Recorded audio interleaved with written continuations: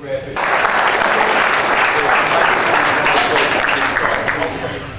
know, a lot of people talk about hip hop and rap as if it's the same thing. And this is the beginning of a real hip hop education. There are universities that are teaching hip hop all over the country, really all over the world. Hip hop is being taught, hip hop courses, classes. You guys got one here. One of the things that makes your course authentic is when you leap off of the book and into real life. I have to commend you all and Temple University and all of you organizers, everyone who was involved in bringing me here on such short notice, because this is what a hip hop course is really all about. And I'm going to explain this to you very quickly. Those that are taking notes, if I say something and you want me to repeat it, just shout that out. Say repeat it, I'll say it again. I'm going to run through dates, addresses, times, names of people, and how this movement came to be what you are seeing. I'm going to give you 34 years of history in about 20 minutes. Let's get started. 1970, the Vietnam War is going on. The civil rights movement is at its peak. A gentleman by the name of J. Edgar Hoover is head of the FBI, Federal Bureau of Investigation, sometime in the 60s, like 65 down. Also, as a side note, 1967, George Bush was head of the CIA. Side note. In these late 60s, the FBI issued something called a counterintelligence program. The counterintelligence program was supposed to be the FBI's way of checking up on and breaking apart social organizations, women's groups, civil rights movement, what they believed the communists were, workers' rights movements, unions, this kind of thing. J. Edgar Hoover was out to destroy that. When he got to the black community, documented evidence, FBI records show and state that he was looking for, I'll quote, a black messiah. The FBI, with all their millions and all their technology, said that when it comes to the black community, what we are looking for is a black messiah. Those are the words, quote. They looked at Malcolm X, they looked at Martin Luther King, Kwame Ture, or then Stokely Carmichael. They're looking at all of these people rising up, and they just start making plans to get rid of them. Not so much because these people were a threat to the United States, but because what they stood for inspired you. This is the real argument. The fake argument is Martin Luther King was killed because he was black. You know, they shot Malcolm because he was black. No. These things were calculated attempts, and even now, and I would say this now it's out that the government, as you do more and more history and more research comes up, you come to find out that the United States government is blamed for a lot of stuff they themselves did not do.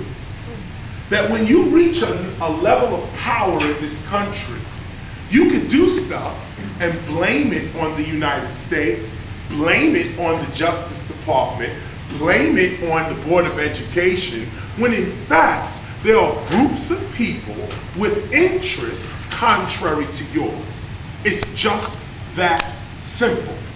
Some are black, some are white, some are mixed, some are, and when I say mixed, I mean some groups acquire an Asian African connection. It ain't got nothing to do with whether I'm African or whether you Asian. I'm trading rice with you. I'm trading peanuts, corn, and other agricultural goods with you. I'm depending on you, you're depending on me, but we are manipulating the society for our good. This is a new paradigm in the civil rights struggle.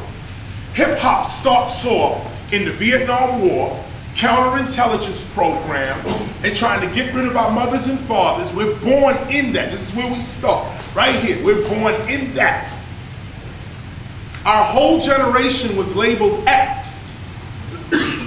Generation X. The whole generation is X because we were doomed. 1970, heroin is on the streets everywhere.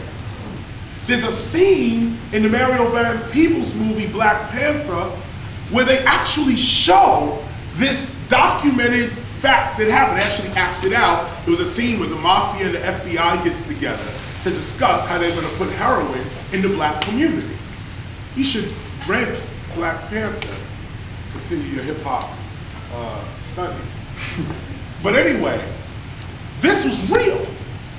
The government, working on behalf of other organizations, or working with other organizations, not about working with other organizations, launched a program to stop a certain intelligence happening, a certain happening already going on in the American societies.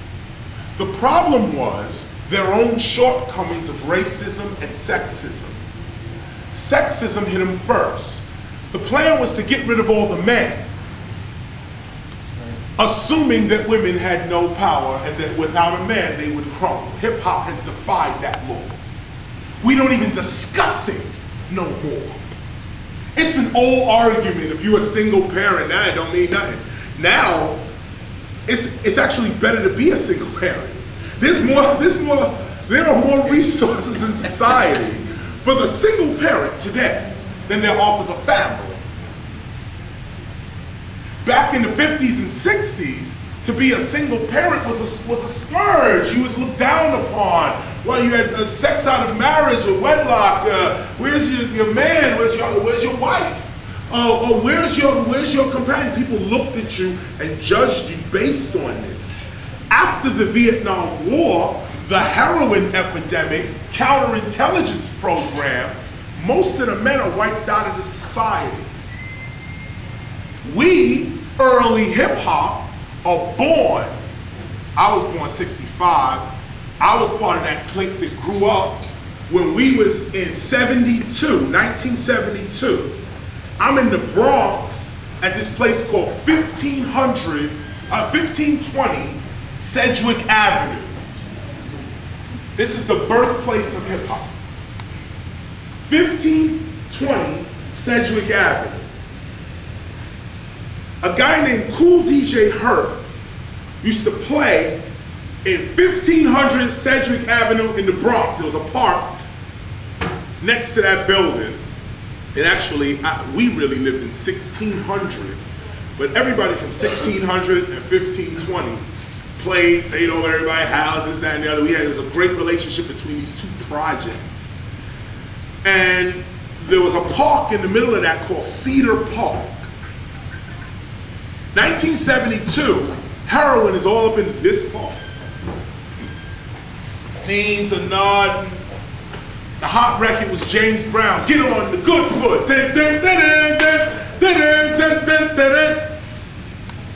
I'm 7 years old. Me and Siobhan Dean, who's now Rough Riders and all of them, we all used to live in the same building in 72. Had no idea who anybody was or what we would become. It was just that Cool Herc used to come outside and play music. Now, here's where it all begins. Heroin is everywhere. Everywhere, everywhere. Heroin is everywhere. Everywhere. It's not even like crack. Crack was controlled compared to heroin. Heroin was everywhere. Young kids were on it. Old people were on it. mothers, for everybody, heroin epidemic of the United States. Somebody needs to do a book. Y'all should do the research and do a book on the heroin epidemic from about 1967 to 1977. That is an untold book, because if you ever write it, it's going to expose George Bush and the Reagan and Carter, all of them together. Our voice was never heard. When we watched on, others watched on television, Ronald Reagan said, we're going to do X, Y, and Z. The next day, it happened to us. If you want to see what life was like, if you want to see what life was like, hold on one second. Where's Malik at? I'll get him. Yeah, shut the doors. No one else is allowed in. Let them in either in groups of 10 or whatever. You guys are the last ones. Welcome to the session. Let me continue. So 1972, heroin is everywhere. The Vietnam War is taking young men out of the community every day. How many people in here 18? Anybody? You're eligible for the draft.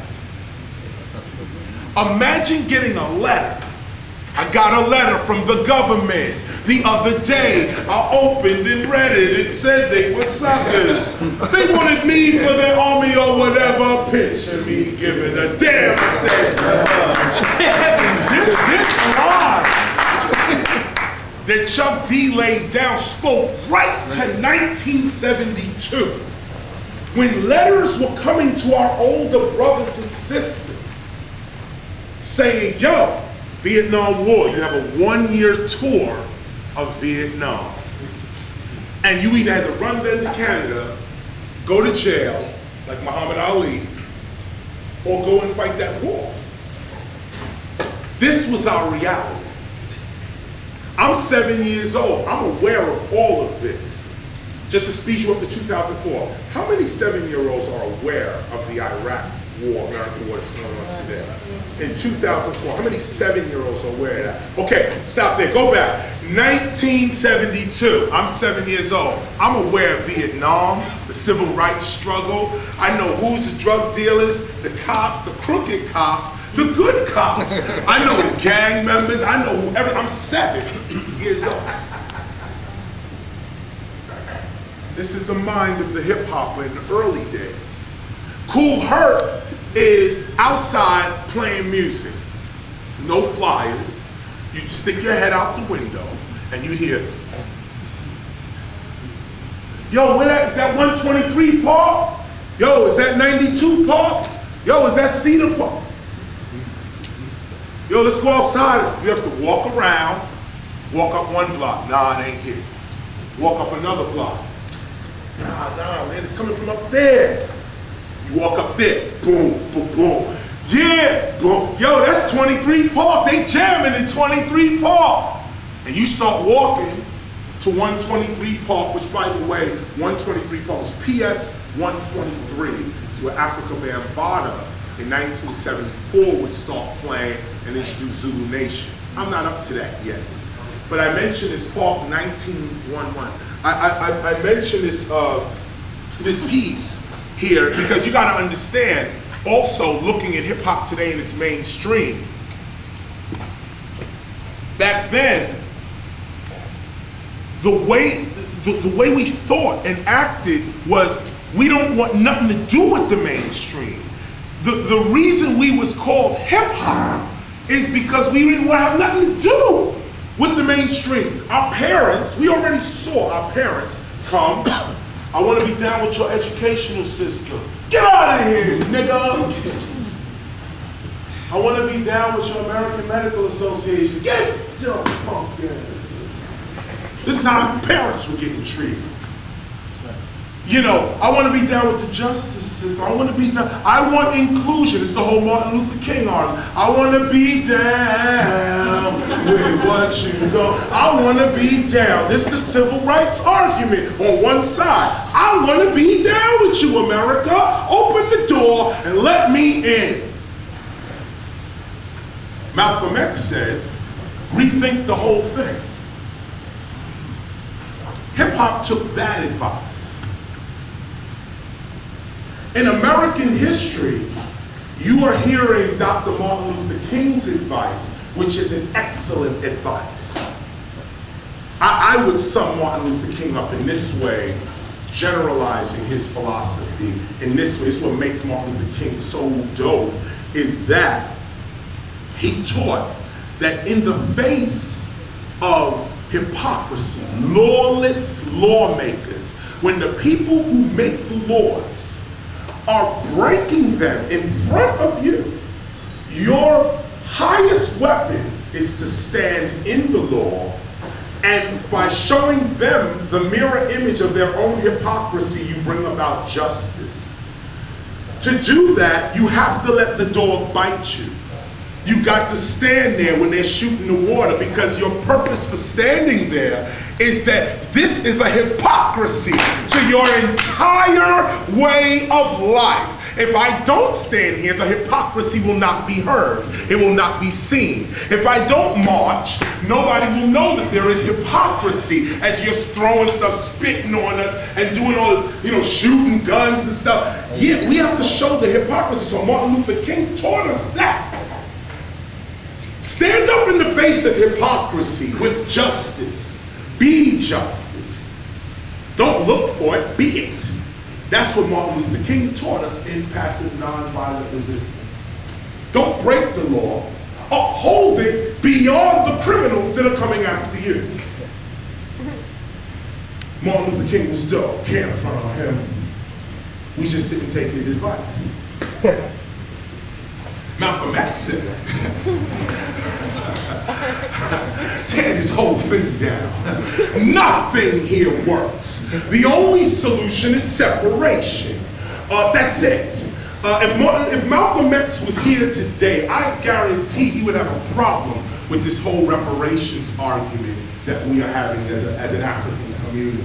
If you really read Malcolm X and his thoughts on self-determination, self-evidence, that kind of stuff, what black people should be doing within and for themselves, we contradicting that. What we still doing is, I want to be down. I want what you got. Everything the white man get, we want. Every validation the white man aspires to, we want. And that's some controversial talk, I'm telling you for real. But hip-hop didn't go there.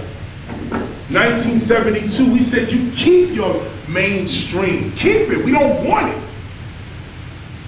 We tried to get in your dance schools. You dissed us and dissed our parents. Now we create and break it. And now none of your dance schools can make money unless you have breaking in it. This is what we knew in '72. Don't think hip-hop is a mistake.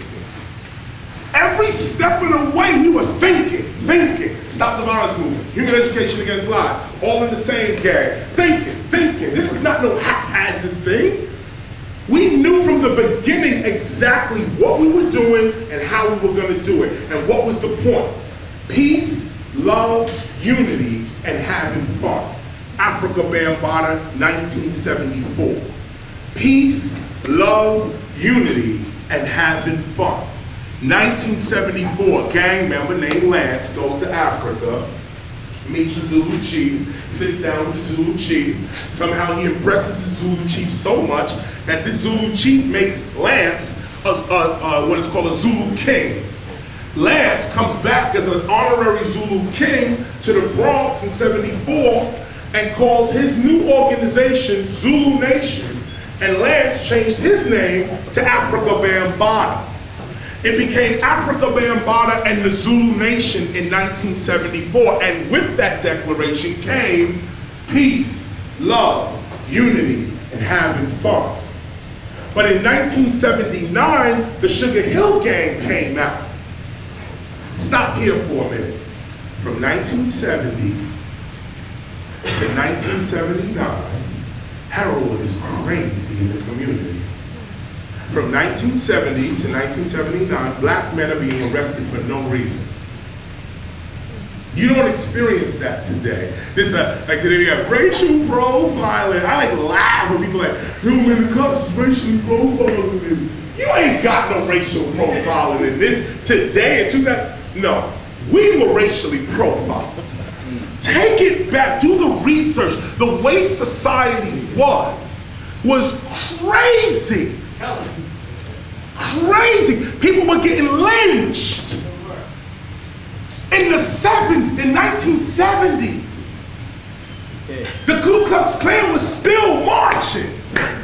In 1976, 77.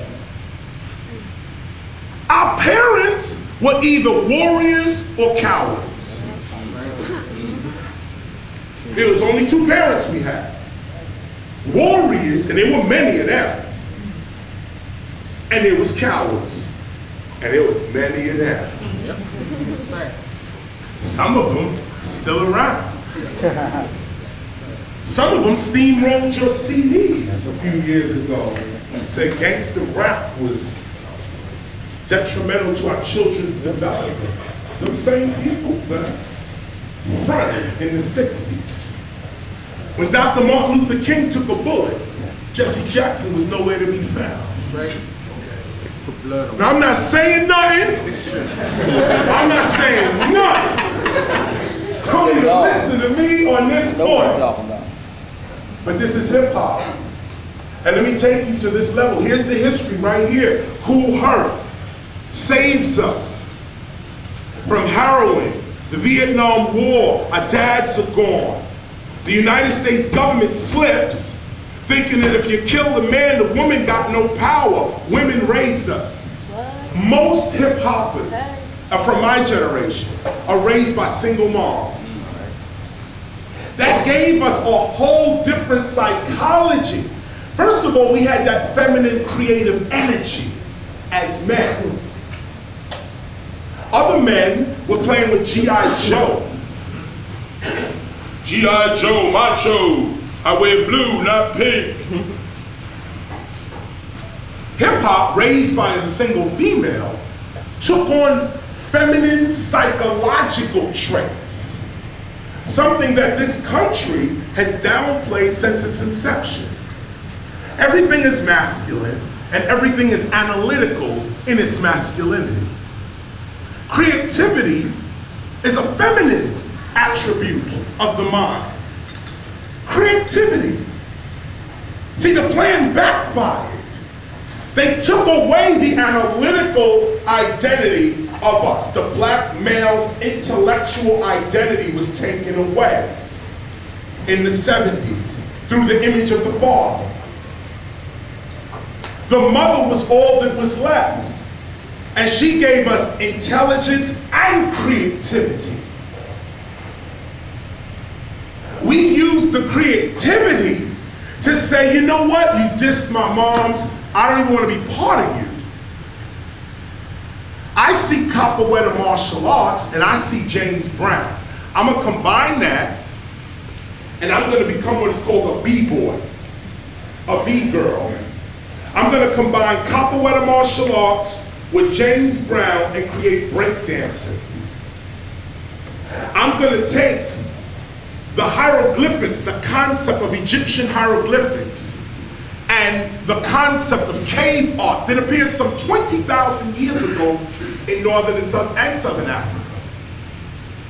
I'm going to take that concept and I'm going to put it all over the streets that I live on. It's called graffiti art. I'm going to express my intelligence, whether you tell me I can or not. I'm going to dress the way I want to dress, whether you tell me I can or not. I'm going to be me, whether you tell me I can or not. Our parents, most of them, were waiting to be told they can do this, they can do that, it's okay to do this, it's okay to do that. You know what that argument is? She's the first black woman to win us something. That's stupid talk. Oh, you so articulate. That. Waiting for someone to validate you, for you to say, now I exist.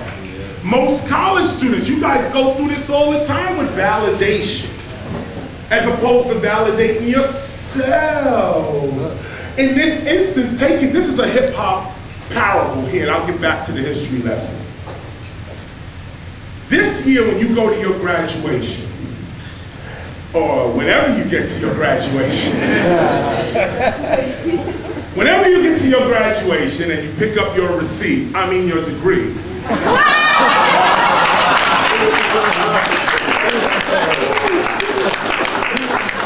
then you will see what I'm talking about.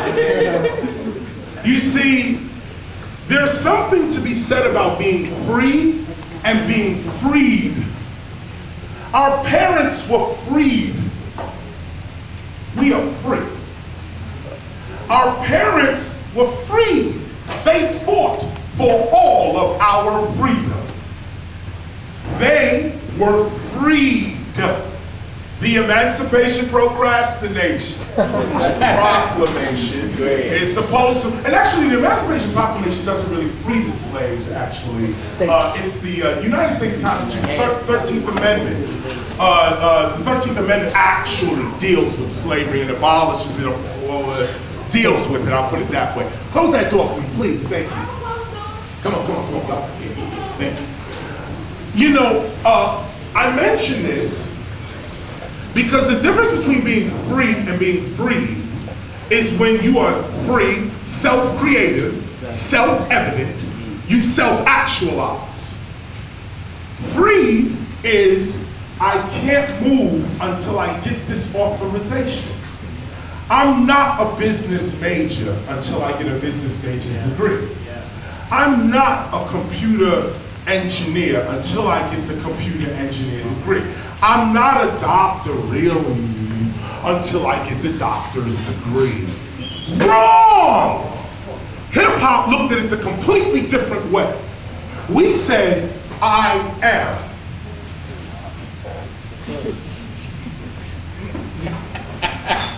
Said, I am. I have no credentials, no validation, none.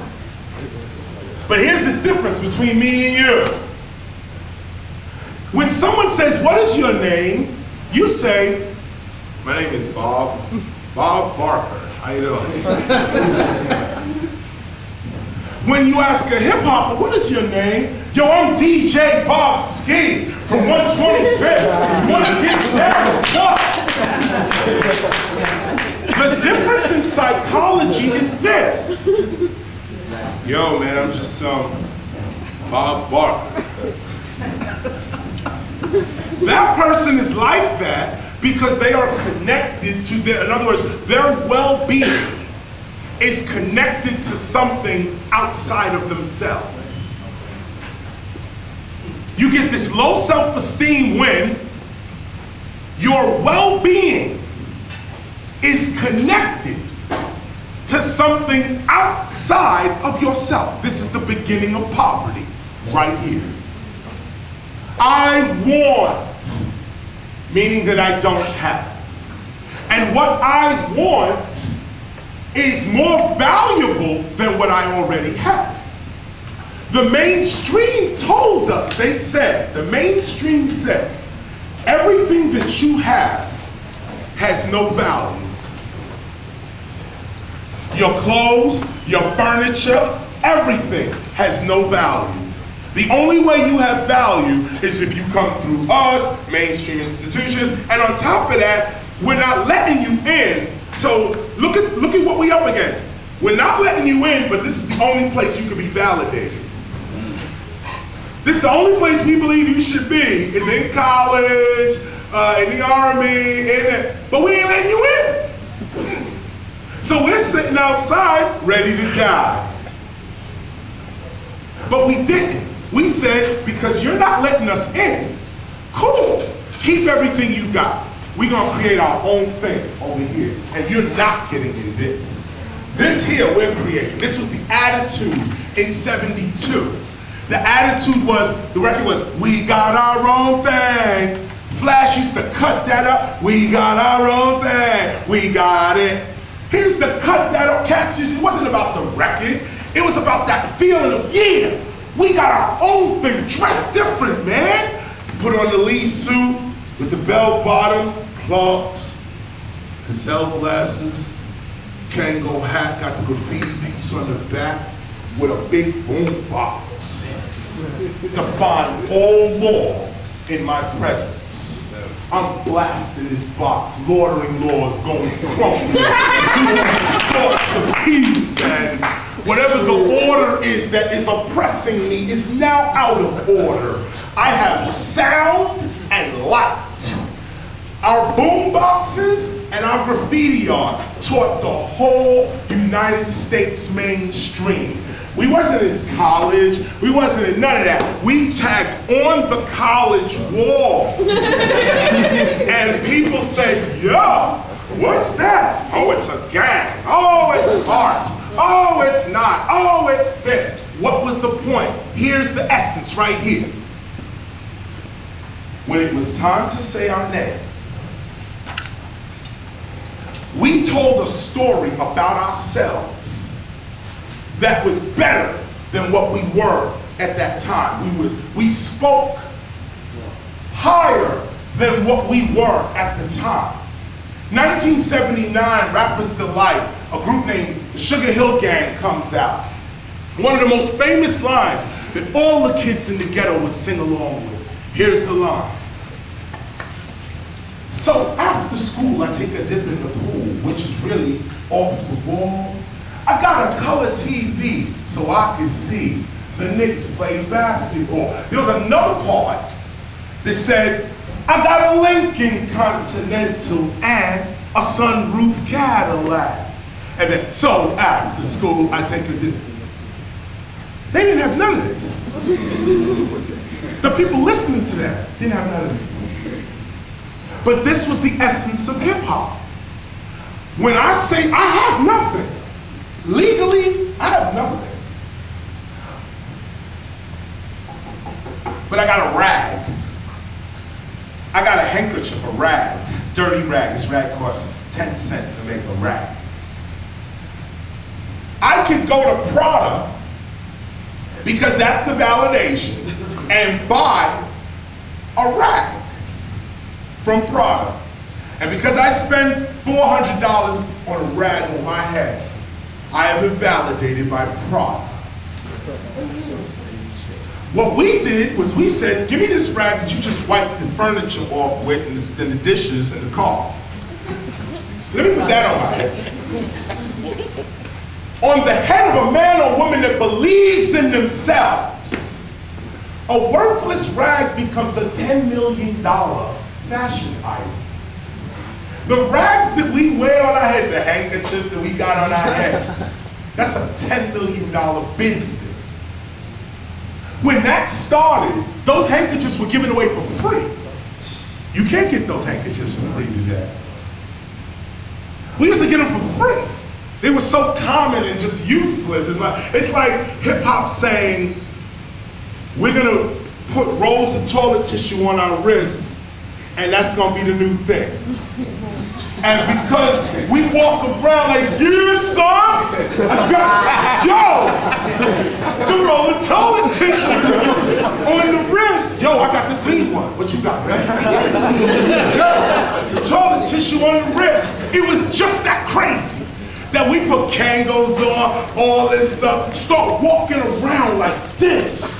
What's your name? Super Bob Ski? What? Yo, let me take my gazelles off. Yo, listen, man.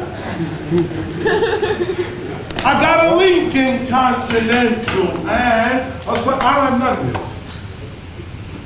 But this is what I thought of myself. When somebody said, who are you? I didn't say I'm broken, poor, uneducated, and going nowhere.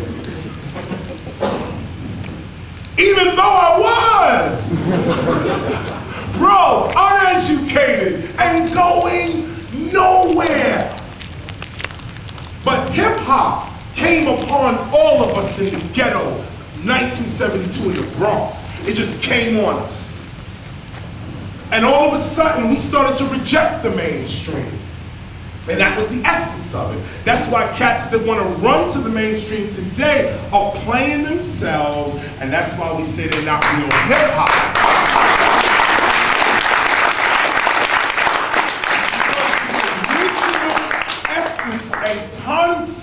hip-hop was create the parallel community. Create an entirely different community. We ain't hung up with racism, sexism, whether you're gay or straight, rich or poor, Jew, Christian, Muslim. Hip-hop ain't got them problems. And this is what Africa Bambaataa was dealing with. He put a record out in '82 called Planet Rock. Excuse me, teacher. Yes. Yes, indeed. He put out a record called Planet Rock that included all races of people, but we didn't have a voice. Today they try to tell you that hip-hop is an African-American thing. It's not, in its essence. Africans, of course, we are the antenna to the universe, can't front on that. However, when you discuss hip-hop for real as a cultural movement, I invite you guys to watch movies like Wild Style, like Style Wars, the graffiti art documentary Style Wars. Style Wars, by the way, is a graffiti art documentary that shows, it's our only documentation of white youth participating in hip-hop in a serious way in the mid-'80s. Because people believe today hip-hop is just a black thing and a black male thing, and all we doing is ducking and pimping and hollering and talking about women and this, that, and the other.